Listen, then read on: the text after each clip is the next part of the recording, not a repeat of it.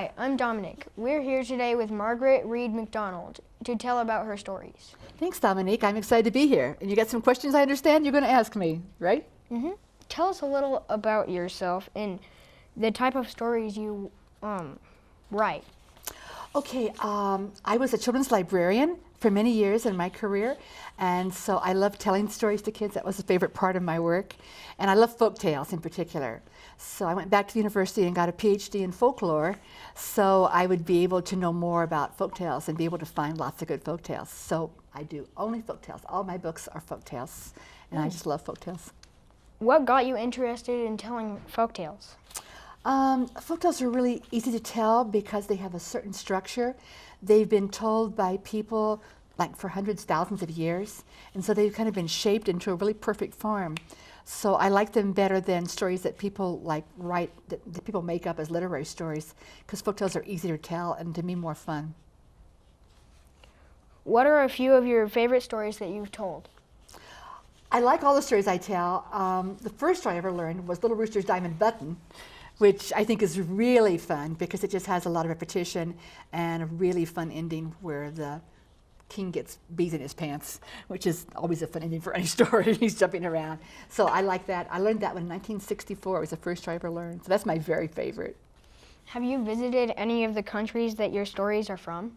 Quite a few of the countries, yeah. I've been really fortunate to visit a lot of the countries. One of my next books is going to be from Japan, and I spent a lot of time in Japan. This is The Boy from the Dragon Palace. And I have stories from Borneo, Malaysia, Indonesia.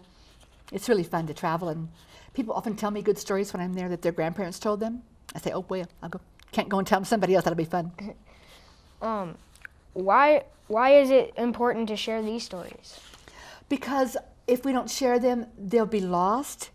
One example is I was on the island of Borneo in Malaysia, and I was telling stories there, and one of the librarians said, your stories remind me of things my grandmother told me.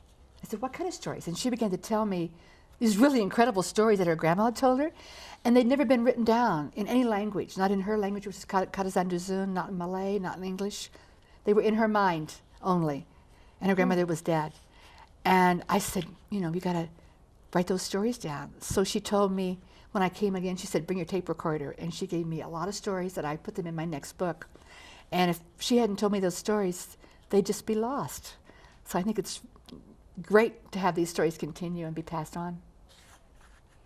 Are you working on any new stories right now? I'm working on, yes, always more and more books. I'm trying to do a collection of books about kind stories, about animals being kind to each other, and hoping that I'll make a collection for that, but I haven't got a publisher for that yet. And my next one is going to be this Boy from the Dragon Palace. It's just about done now. It's being published in Asia right now, I think in Hong Kong, and it'll be available in the fall. So I'm always thinking of more things and trying to make more. What advice do you have for kids who want to write their own stories?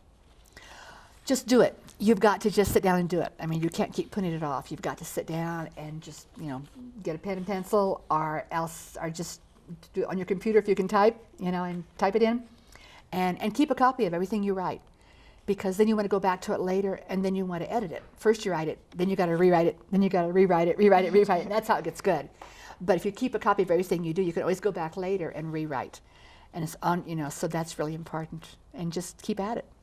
Thanks for coming. It's been really fun talking to you. Thanks. It's been fun to be here, and I liked your questions that you asked me too, so that's a lot of fun. And I think Colorado Springs is a really beautiful place. I hope I come back again. I bet you have good stories here. Yeah.